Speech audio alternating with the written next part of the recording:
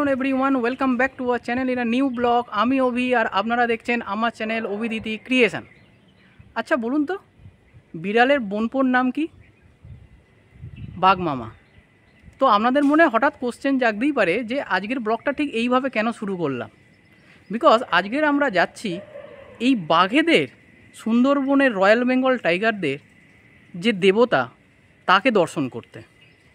এর আগে কোনো ইউটিউবার এরকম ভিডিও খুব কম বাংলাতে নিয়ে এসেছে।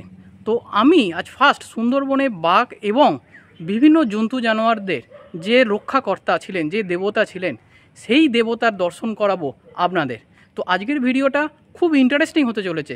সো চ্যানেলটাকে অতি অবশ্যই সাবস্ক্রাইব করে দেবেন এবং লাইক করবেন এবং না টেনে ভিডিওটা শেষ অবধি দেখতে থাকুন। তো চলুন যাওয়া যাক।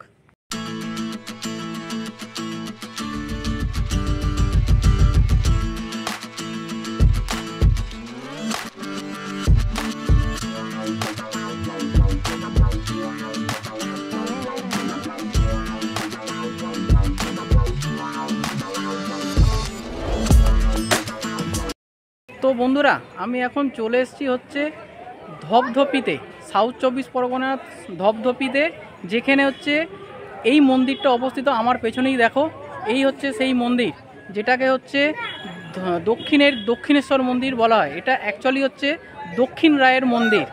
তো এই জায়গায় তোমরা আসবে কি করে? যারা ট্রেন পথে আসতে চাও তাদের জন্য বলি, তারা শিয়ালদা থেকে লক্ষ্মীকান্তপুরগামী ট্রেন ধরে ধপধপি স্টেশনে নামলে ধপধপি স্টেশন থেকে টোটো সহযোগে এখানে 10 টাকা যোগে তোমরা চলে আসতে পারবে। আর এই মন্দির যদি সড়ক পথে আসতে চাও তাহলে বাড়িপুর থেকে অটো ধরে ধপধপি কাছে যে স্ট্যান্ডটা রয়েছে, যেটা হচ্ছে চাঁদখালি বলে, সেই চাঁদখালিতে নামবে। সেখান থেকে তোমরা টোটো সহযোগে এখানে চলে আসতে পারো।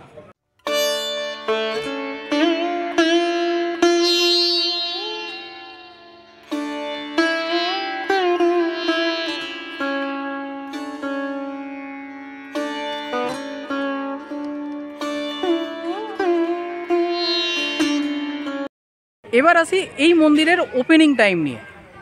শনিবার এবং মঙ্গলবার এই দুদিন হচ্ছে বাবার হচ্ছে এই দুদিন হচ্ছে পুজোর টাইম হচ্ছে সকাল 11টা একবার হয় এবং দুপুর 2:30 একবার হয়। আর শনি এবং মঙ্গলবার ছাড়া হচ্ছে 11টার সময় এবং সন্ধ্যে 6:30টায় পুজো হয়। তো পুজো নেওয়ার জন্য আমরা এখানে আগেই তোমরা দেখলে এখানে ডালির ব্যবস্থা আছে, পুজো নিয়ে দিতে পারো। তো 2:30 থেকে, আজকের শনিবার, আজকে 2:30 সময় পুজো হবে। সো সেই পুজো আমি তোমাদের অবশ্যই দেখাবো।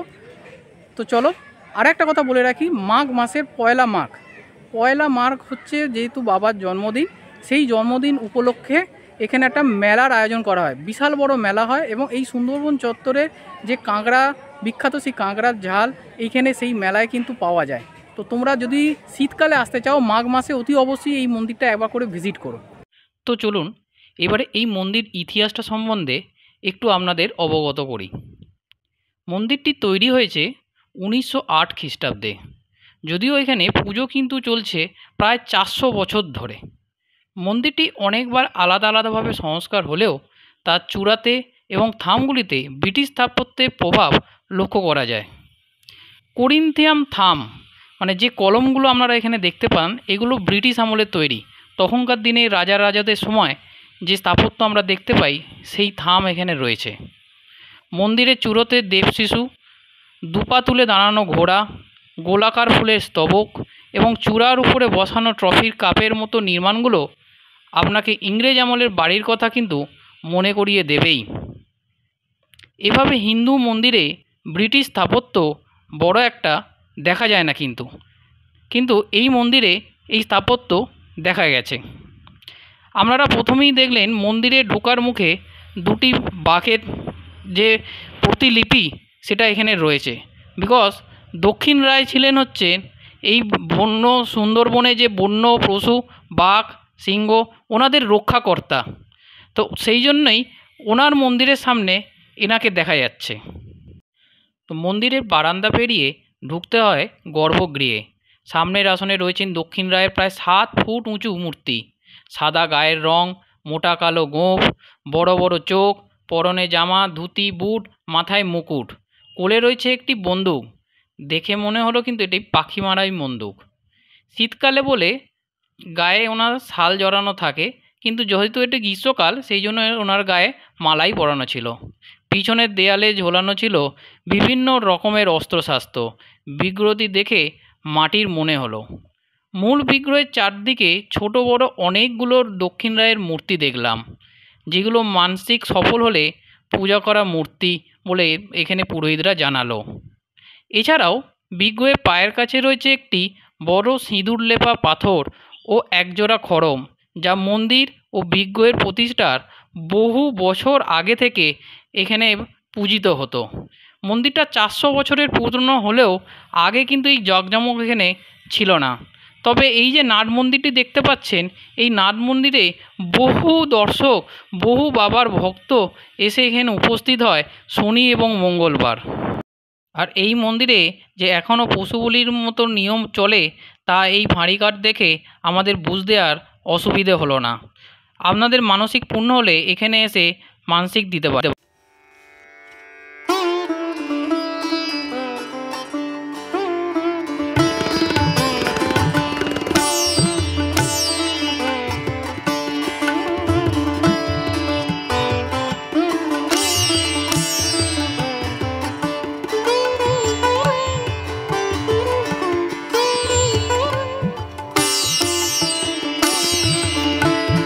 এখানে আর একটা কথা আপনাদের না বললেই নয়, এই যে তেলের শিশিগুলো দেখতে পাচ্ছেন, এগুলো কিন্তু সবই মন্ত্রপুত তেল, যেটা স্থানীয় লোকেদের খুব বিশ্বাস যে এইটা ইউজ করলে বিভিন্ন ধরনের বাতের ব্যথা বা যে কোনো ব্যথা থেকে মুক্তি পাওয়া যায়, এবং তার জন্য কিন্তু বহু লোক এখানে আসছেন।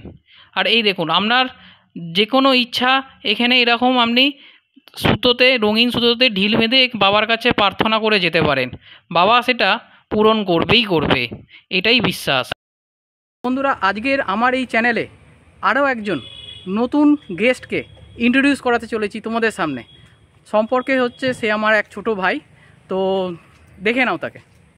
হাই এভরিওয়ান, আমি রুদ্র। আজ আমি এই চ্যানেলে প্রথম।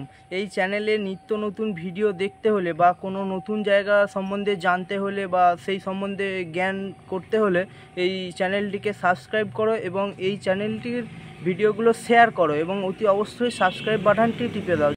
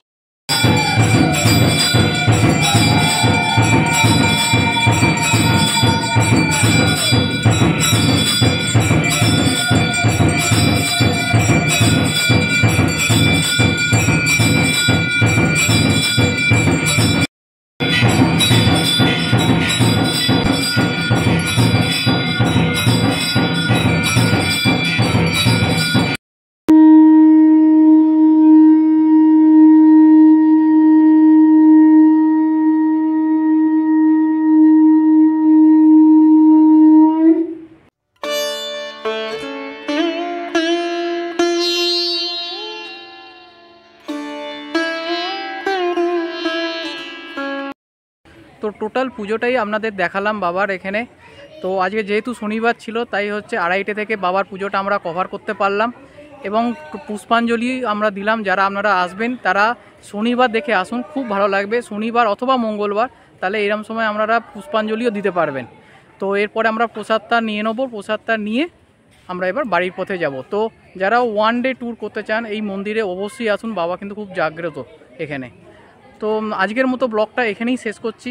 যদি এরকম ভিডিও আরও দেখতে চান তাহলে চ্যানেলটাকে সাবস্ক্রাইব করে দেবেন, আর লাইক করবেন, শেয়ার করবেন। তো আজকের মতো টাটা, বাই।